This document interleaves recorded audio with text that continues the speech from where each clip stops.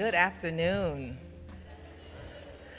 I am delighted to be here today to welcome us all into this wonderful space for a very special time. For those who I haven't had an opportunity to meet, I'm Reverend Natasha Rice, and as asked to introduce myself, I'll say I'm one who strives to love God, love justice, and all who fight for it. I'm also a tenacious woman who has determined not to let go of hope even today. I think many of us could say this has been a long year this week. And during the course and the steps of this week, I have heard my grandmother singing in my ear, "My hope is built on nothing less than Jesus' blood and righteousness." And every step I've taken, it was, I have to hold on to hope. I have to hold on to hope. For as Brian Stevenson says, hopelessness is the enemy of justice. And if we ever needed a way out of no way, we surely need God to show us that way today. I believe we're in a mountain moving season. And when Jesus speaks to his disciples about moving mountains, he says, if you have faith the size of a mustard seed. And what I love about that pericope of scripture is he's speaking to a collective you. He's not speaking to one disciple. He's speaking to all y'all. And if we collectively engage our faith, coupling it with hope, we can move the mountains that are before us. What I also love about God is that he always sends an agent to help us move. And today, one such agent is before us to describe and tell us more about his life, his journey of faith in his book, A Way Out of No Way. So to help us hear more about the life of the pastor of this church, the pastor of many of our lives, the Reverend Dr. Raphael Gamaliel Warnock, we have with us Monica Kaufman Pearson. Many of us know her already, but I'm going to share just a few brief introductory remarks about her to bring her fully into this space. She's the first woman and first person of color to anchor the daily evening news here in Atlanta, where she worked for 37 years at WSB-TV. After being retired for 10 years, she recently was lured back into the business by Gray TV to host an hour-long monthly personality interview show called Monica Pearson One-on-One on Peachtree TV. During her 52 years, and y'all know for sure when you look at her, black don't crack, because none of these years make any sense when you look at how vibrant and beautiful she is. During her 52 years in newspaper, public relations, radio, and TV, she won 33 Southern Regional and local Emmy Awards for reporting, anchoring, and her former celebrity interview show, Close-Ups.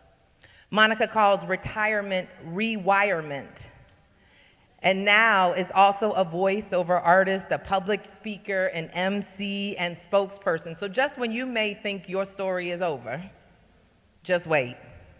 She's a native of Louisville, Kentucky. She has a BA from the University of Louisville and a master's from the University of Georgia. She's married to her beau, John Pearson Sr., and has a daughter and a bonus son. Won't you help me welcome Monica Kaufman Pearson?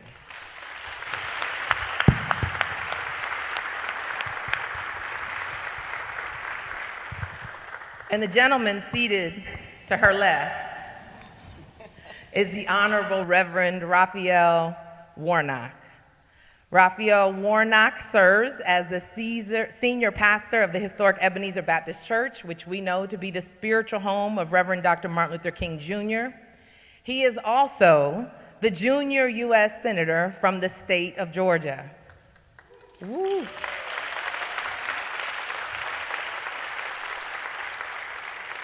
He's the son of two Pentecostal pastors and responded to the call of ministry at a very early age. And at the age of 35, he became the 5th and youngest person ever called to the senior pastorate of this Ebenezer Baptist Church.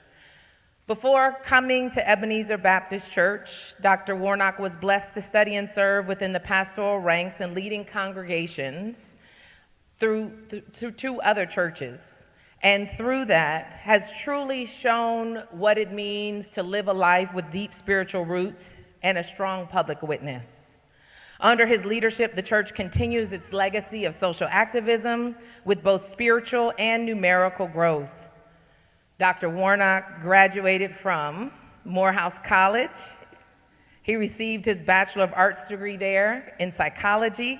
He holds a Master of Divinity degree from Union Theological Seminary in New York City, where he graduated with honors and distinctions. Seeing his pastoral work as tied to the ministry of scholarship and the life of the mind, Dr. Warnock continued his graduate studies at Union, receiving his Master's of Philosophy degree and his Doctor of Philosophy degree in the field of systematic theology. He brings his brilliance, his heart, his call, and his passion to this pulpit, and thank God he also now brings it to the U.S. Capitol. I could go on and on. They gave me more than 2 pages of bio for him. Rather than continuing to read that, we want to hear more about the story of his life through the discussion and the conversation with he and Monica.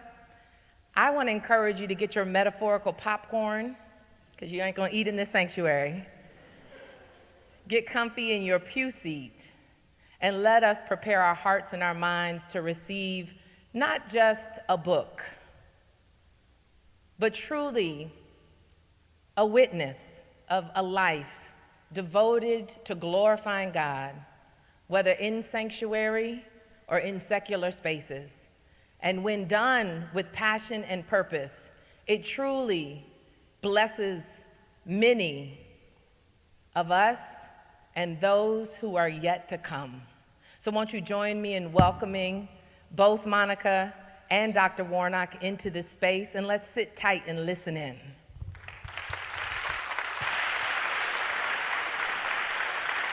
Thank you, Reverend Natasha. Okay, I am in a conundrum, folks. I don't know what to call you. Senator, Reverend, what your mama calls you, Ray, Doctor. What is the best title when addressing you? That's easy. Call me when it's time to eat. So I'm going to go with, since we're in here, I'm going to go with Reverend. Is that okay with you? That is always okay. That's better than okay. Now, next month, you're going to be celebrating your 53rd birthday. Yeah. Absolutely. So, I thought you were my friend. I am your friend. I guess it is public knowledge. It's public knowledge Absolutely. now. So you'll be celebrating your 53rd birthday, which seems awfully early to be doing a memoir. Why a memoir now? Well, thank you so much. It's wonderful to see everybody. Give yourselves a great big round of applause. Thank you all for being here. And let's hear it for the iconic, legendary Monica Kaufman. Okay, Reverend, back Absolutely. to my question. Why a memoir now at 53? Well, it is not something I imagined that I would be doing at this point. But a few things have happened over the last 2 years, which have put the rest of my life in perspective, a different perspective. So it's a real honor for me to be able to share my story. I think that as I talk about my family, my father, my mother, who's still with us, thank God, and my journey. The challenges there are not unlike challenges that a lot of families experience, and yet I'm here. So this is an expression of a kid who grew up in public housing, grew up in a family that was short on money but long on faith, and long on love and a deep sense of humor. And the title of the book, as you well know, comes from the culture of the black church. You're not in church long before somebody says, God makes a way out of no way. And It is a phrase born of struggle and travail, of oppression and pain, and yet keeping the faith even in the midst of that. And I'm honored to share this story. Well, in the beginning of your book, you used the quote from Congressman John Lewis: "Do not get lost in a sea of despair. Do not become bitter or hostile. Be hopeful, be optimistic, never ever be afraid to make some noise and get in good trouble, necessary trouble. We will find a way to make a way out of no way." Now, you say it's a memoir of truth. What is the truth you want the reader to take away? Well, there are many truths that I talk about in the book, but we are in a defining moment in our country. And as it turns out, my story embodies the complicated truth of the American story. And we are confronted with the complexity of that. Georgia did an amazing thing on January 5th, 2021. At a divided moment in our country, an old state in the Confederacy sent its first African-American senator to the United States Senate. And there have only been 11. There have only been 11 in the whole history of the country.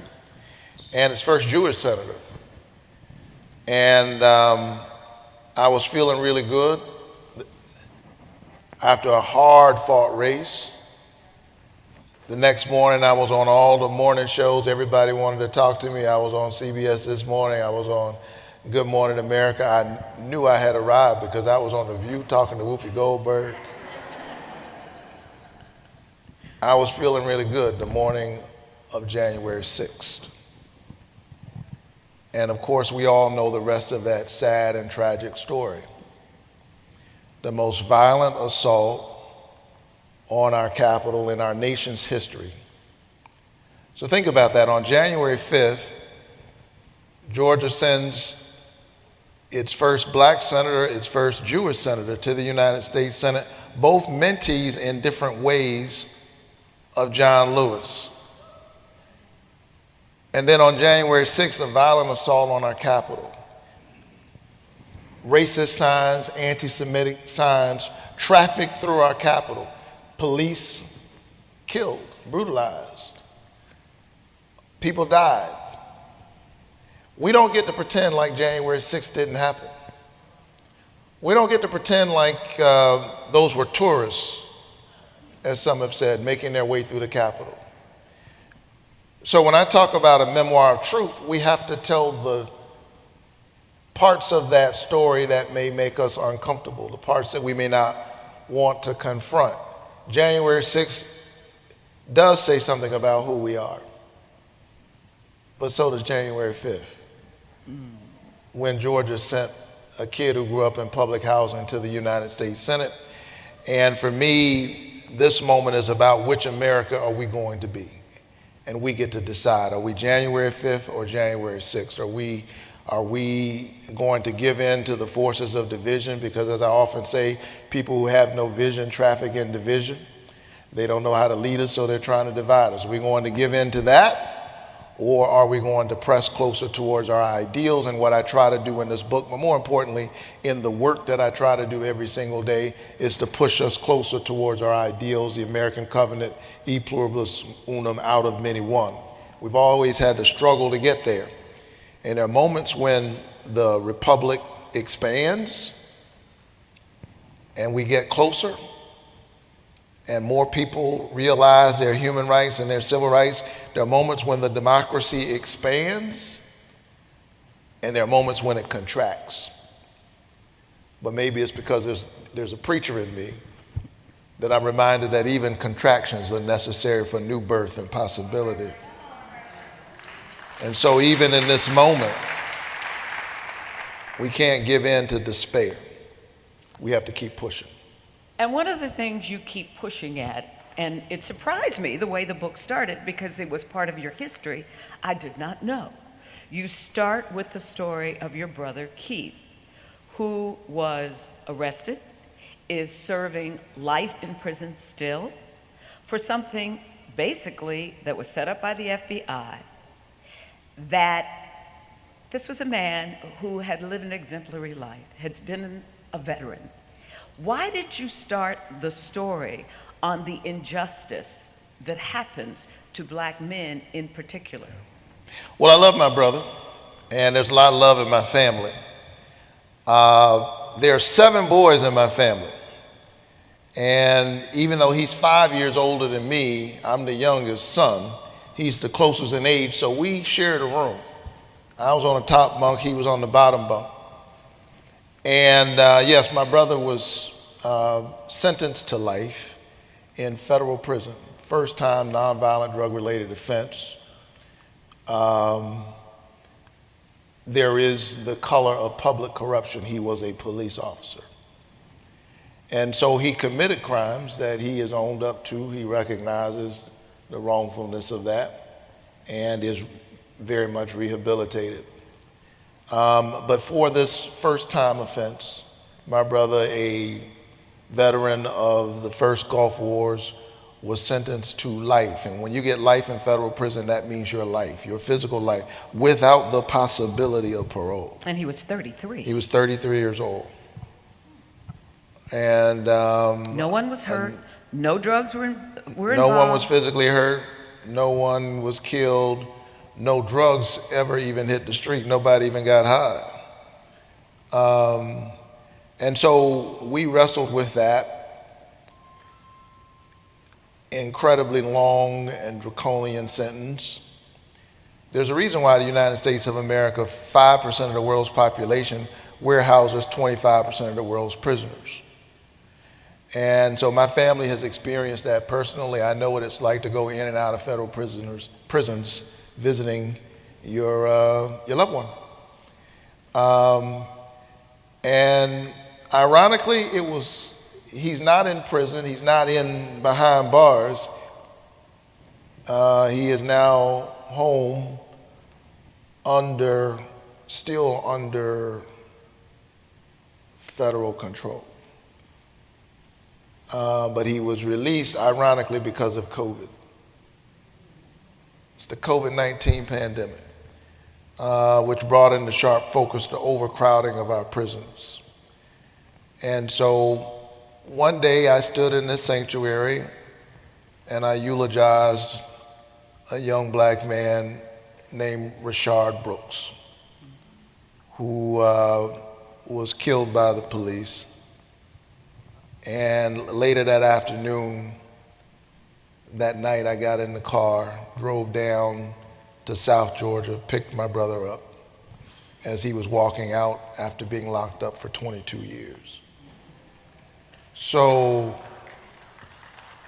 I sit here as a United States Senator, but as Tayari Jones mentions, who wrote a piece on me in Time magazine this weekend, in the black community, they say it's very easy to either be judged by 12 or carried by 6. And so I start the book out that way, Monica, because I am keenly aware of the ways in which my life could have ended up very differently.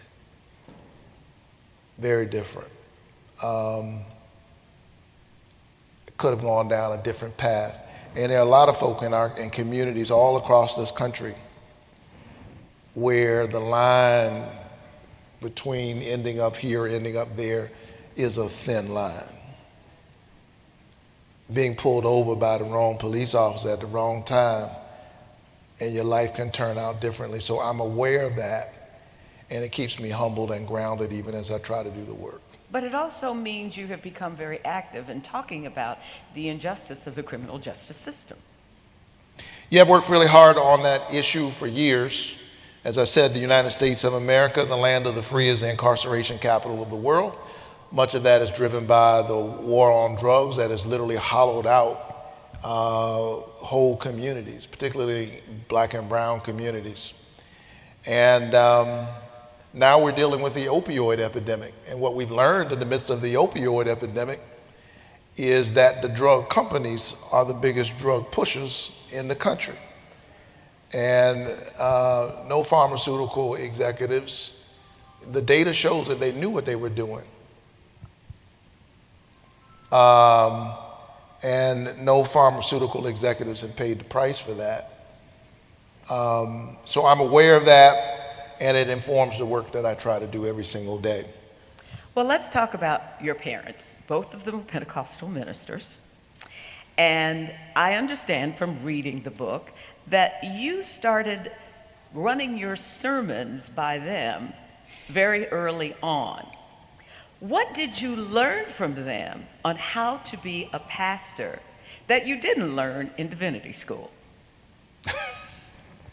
Yeah, my folks are both Pentecostal preachers, and I started preaching really young. You know, I grew up in a small Pentecostal church, and if you demonstrate some gifts in the presence of the Spirit, there was an opportunity to exercise your gifts. So let me tell you about the first time I preached, and I talk about it in the book. I'd love to tell you that the first time I preached, I had some grand revelation, but it really went something like this. Every, I think, fourth Sunday night was youth night in my church. And so sometimes they'd let a young person deliver the message. And as it turns out, one Sunday night, my brother Keith delivered the message that night. And I'm 5 years younger than him. I sat and listened to him as he was expressing his faith. And as I sat in the pew listening to him, I said to myself, shucks, I can do that. And so the very next month, a couple of months short of my 12th birthday, I delivered my first effort to preach. And I've been chasing my call ever since. But you say in the book how your father's preaching really grabbed you, and that there were times that you even tried to be like him.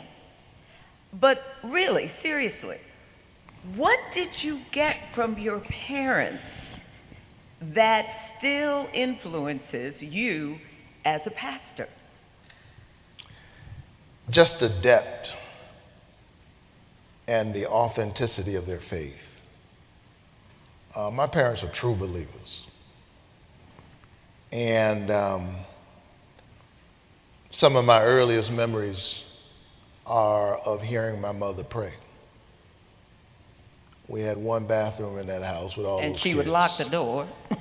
And sometimes I'd get up in the middle of the night and I couldn't get in the bathroom. And I was wondering who Mama was talking to. She was talking to God. She was talking to God, sometimes praying for her children by name. And so the depth and the authenticity of their faith and how that kept them grounded amidst life's challenges had a huge impression on me and impact. And my dad was the pastor of the church, and I didn't see any distinction between what he said on Sunday and how he lived his life during the week. He had integrity. And that's how I try to live my life. So when you were on the Stephen Colbert Show, they replayed it this past Friday night. And if you all missed it, you can go on to Late Night with Stephen Colbert and see the interview. It's on YouTube. He was asking you about your favorite verse, and you joked that you can't do that, you know, that your parents, whenever they spoke, it sounded like a Bible verse, but you finally came up with John 1:5, and the light shines in the darkness, and the darkness has not overcome it. Are you sticking with that as your favorite?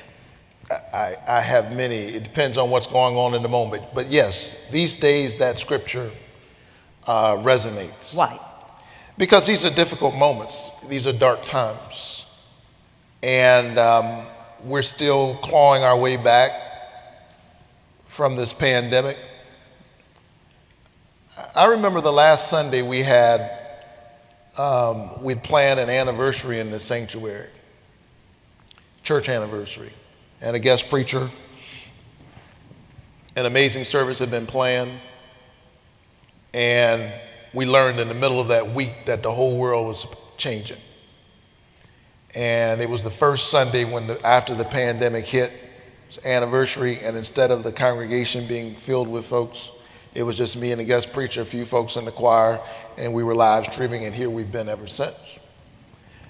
It was March of 2020, and I remember saying to him, when we get back on Easter Sunday, what a grand celebration.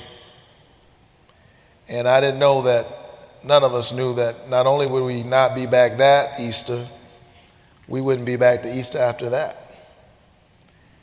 And so we're going through difficult times. We're dealing with the pandemic, COVID-19. Even as we navigate the difficulties of COVID-19, as it shows up. While I was running, we witnessed the killing of George Floyd. And now all of the challenges of returning and rising costs and the pressure that people feel, supply chain issues, war in Ukraine, difficult days. The thing I like about that text is it says the light shines in the darkness. It acknowledges that it's dark. I don't like faith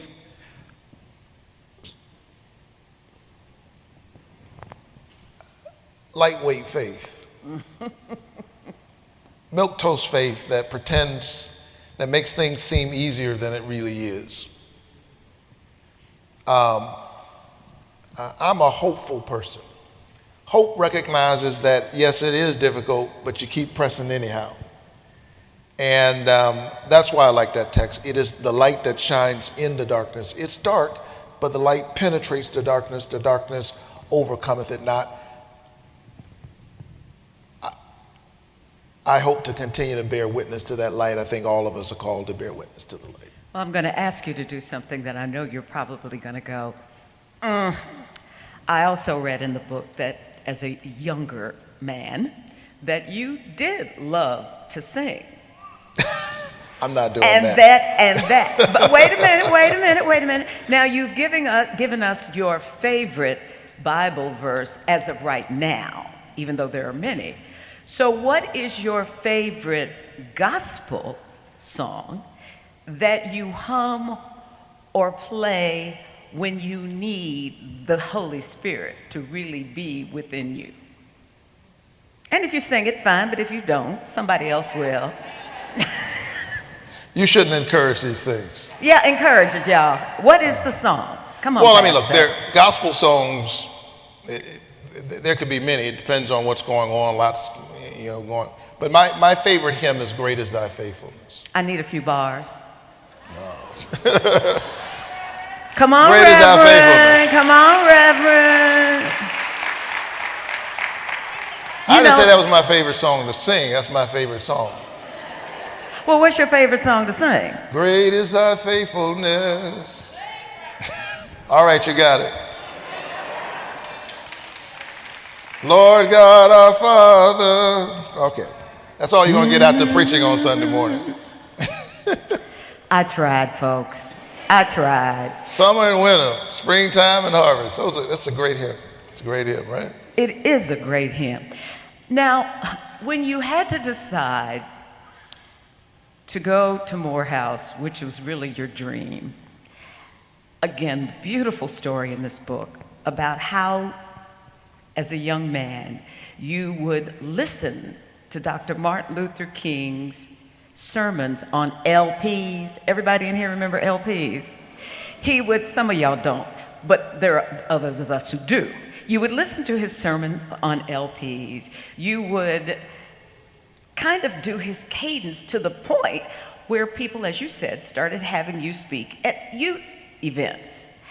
But one of the things you said that I found interesting is that you said you had his voice until you discovered your own.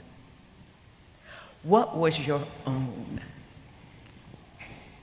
I think everybody, every preacher, every singer starts out probably imitating somebody.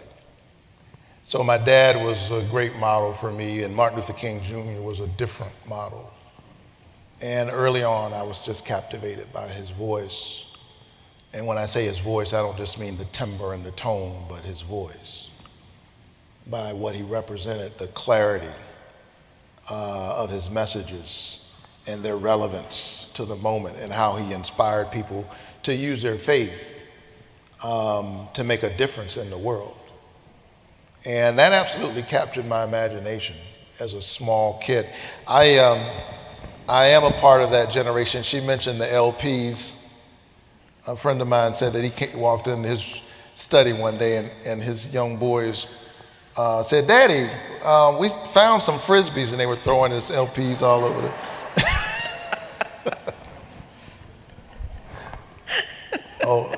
old heads. So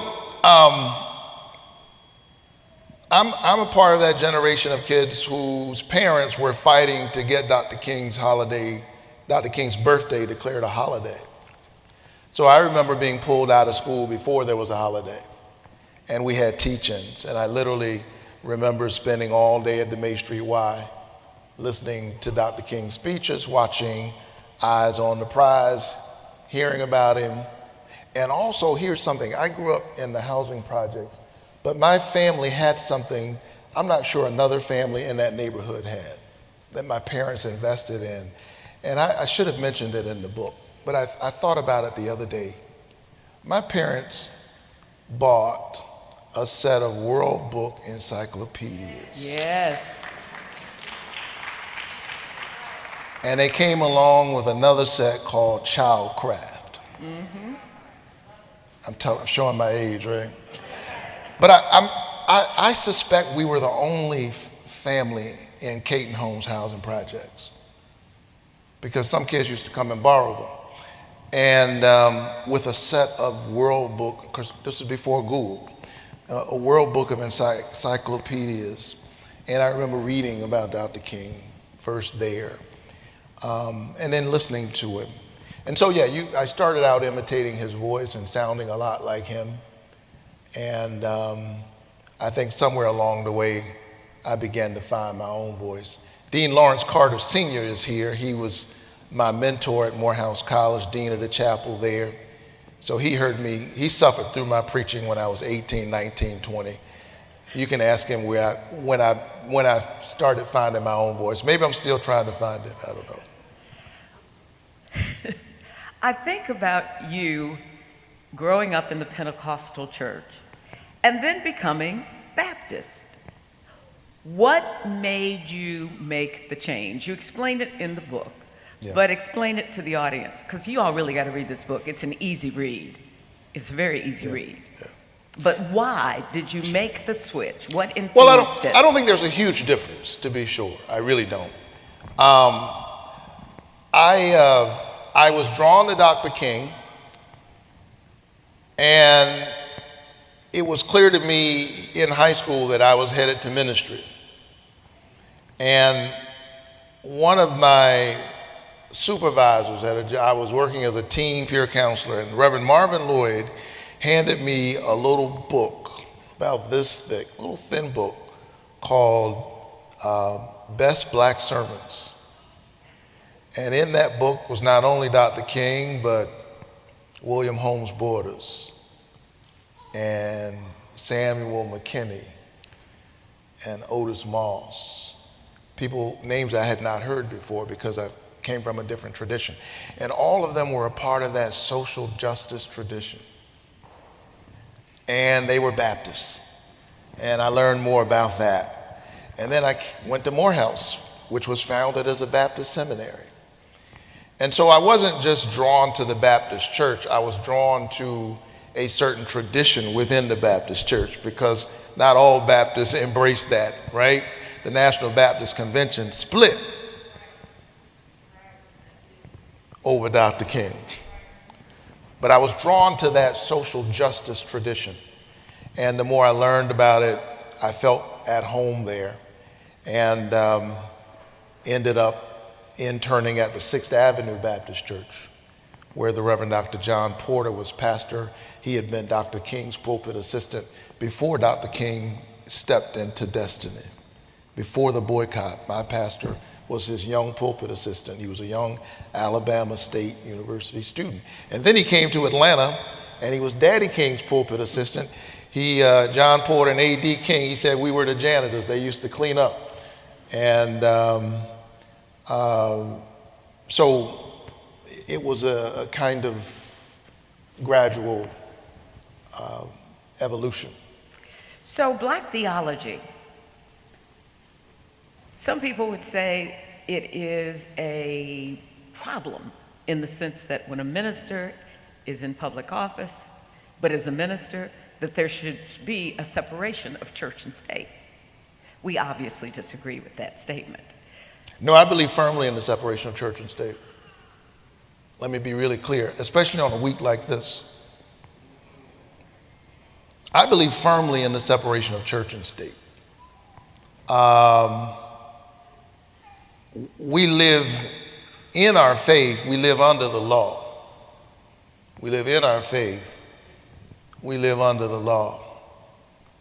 And anybody who thinks that we should organize the government and the society according to the Bible, or more accurately, your reading of the Bible, rather than the Constitution, anybody who thinks that works hasn't read the Bible or the Constitution.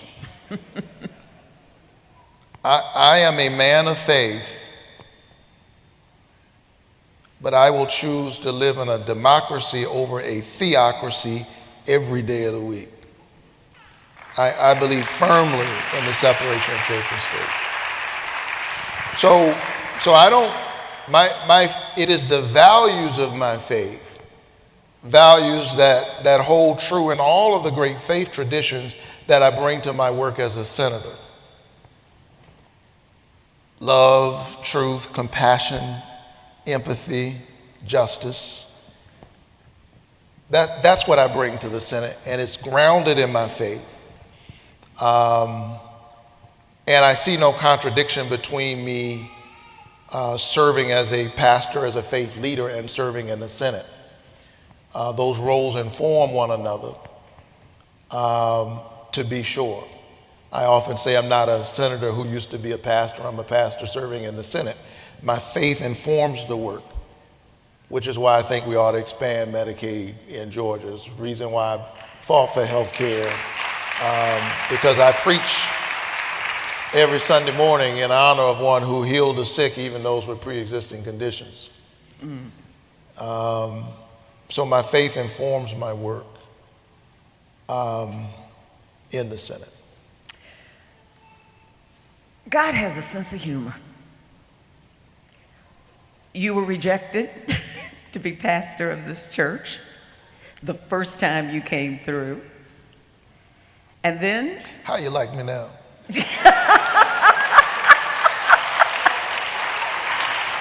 But there is a faith lesson to be taught in that. Share it. I'll talk about it in the book. Buy the book. No, but yeah, initially you can imagine that when this pulpit became vacant, there was a lot of interest far and wide. And I was among the 10 finalists. I did an interview, and I'll talk about it in the book, so I won't get into detail. But there was a point at which I was no longer on the list. But I sit here today, and that's all I'll say. The rest is in the book. We want you to buy the book, but I was hoping he would tell you enough stories that would make you want to run out of here and buy not just one book, but 2 or 3 to give as gifts. I got a letter from the search committee that said they moved in a different direction. But I was voted overwhelmingly to serve as pastor of this church, and this year I'll celebrate 17 years. Hallelujah. Well, the last question, so you can get to the book signing, the very last question. Any regrets? Any regrets in your life? Oh, I think regret is a waste of time.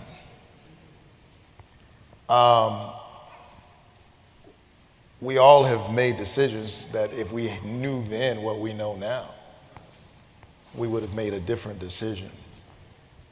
But even there's not regret for me. It's lessons learned. And so I continue to try to learn those lessons. And all of it makes you better if you allow it. All of it makes you better. So I feel incredibly blessed. My whole life has been committed to service. I'm deeply honored to serve as senior pastor of this church. And when I felt called, with much hesitation, finally to run. But it was clear that that was the time and this was the direction.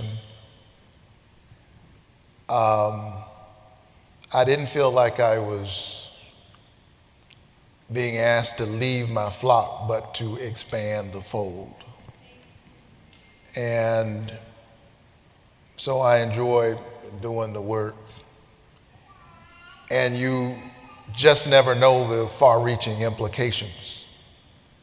One example, because I know that many like me are frustrated about what we got from the Supreme Court this week. But what we did in Georgia made a huge difference. Huge difference. Because I work really hard to make sure that I don't ever make whatever I do about me. Honestly, it didn't even occur to me until I was sitting in the hearing of the Judiciary Committee. It was only after I was sitting there visiting, because I'm not on the committee, sitting there 2 rows behind Ketanji Brown Jackson. It was only after I was sitting there that it occurred to me that had I not run, and had the people of Georgia not stood up in the way that they did, as brilliant as she is, certainly she deserved to be there. It is very likely that she would not have been sitting there. And so I'm glad that I made the leap and got to confirm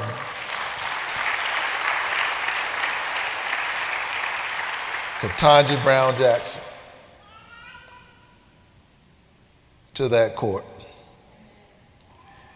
And as many of you know, and there was some reporting on this, but indulge me, the day we confirmed her,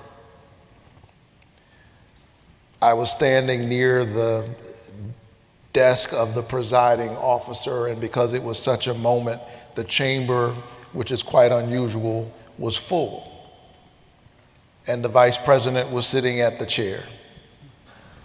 And she said to me and my colleague, Senator Cory Booker, this is a special moment. You all ought to take this moment and write a letter to somebody who comes to mind. Well, it didn't take me long to figure out who I should write that letter to. By the way, she handed me the letterhead of the Vice President of the United States. So why don't you write a note on this piece of paper?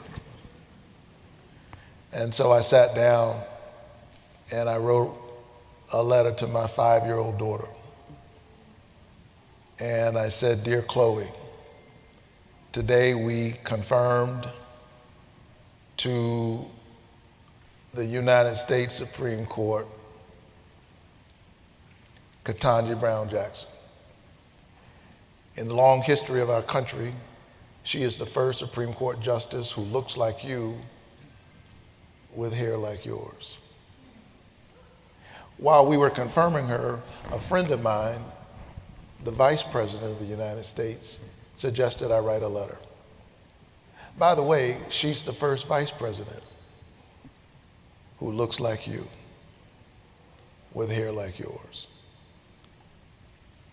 I'm just writing to say that you can achieve, you can be whatever you decide to be.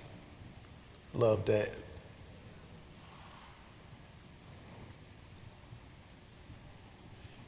I called my daughter on FaceTime. I couldn't wait till I got home, and I read that letter to her on FaceTime. She's 5 years old. She was not impressed.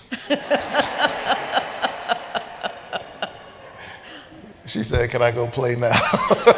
I think she wanted to go watch Bubble Guppies or something. It's fine. She'll understand it better. By and by. Bye. Now, I wrote that letter to my daughter, but here's how I do this work. For me, the legislation that we would write or fail to write, the public policy that we would make, is in the end a letter to our children. And the work that all of us would do, you don't have to be a senator or a mayor or a preacher. The work that you would do, the village that we would create, the beloved community that we would try to create, in the end is a letter to our children, and we ought to ask ourselves what we want that letter to say. And so every single day I get up, and by God's grace I do the work, and I feel incredibly blessed to do it, and see here a living witness that as you make your way, God keeps making a way out of nowhere. And that is the name of the book, and we hope you will get it. It's full of wonderful stories, and I learned a lot about you, an awful lot about you. Great storyteller, great book. So, Reverend Warnock, Senator Warnock, I still love how your mother keeps you grounded. Yep. In the book, he tells the story of how he calls his mother after he wins, and she's very excited, and you know, he's senator now. You know what mama says? "I'm still your mama." Thank you, ladies and gentlemen. Thanks, everybody.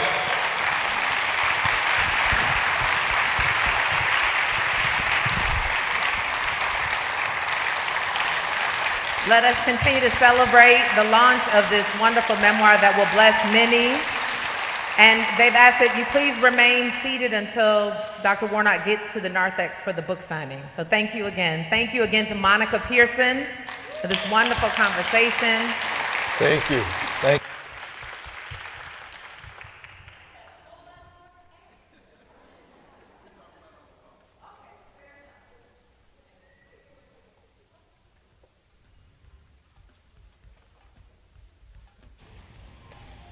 I want y'all to meet one of my mentors. I talked about him this morning in the sermon. Did you hear the sermon? Not yet. Lawrence Edward Carter and Mrs. Dr. Carter. Stand up. Both of y'all are my mentors. They helped raise me.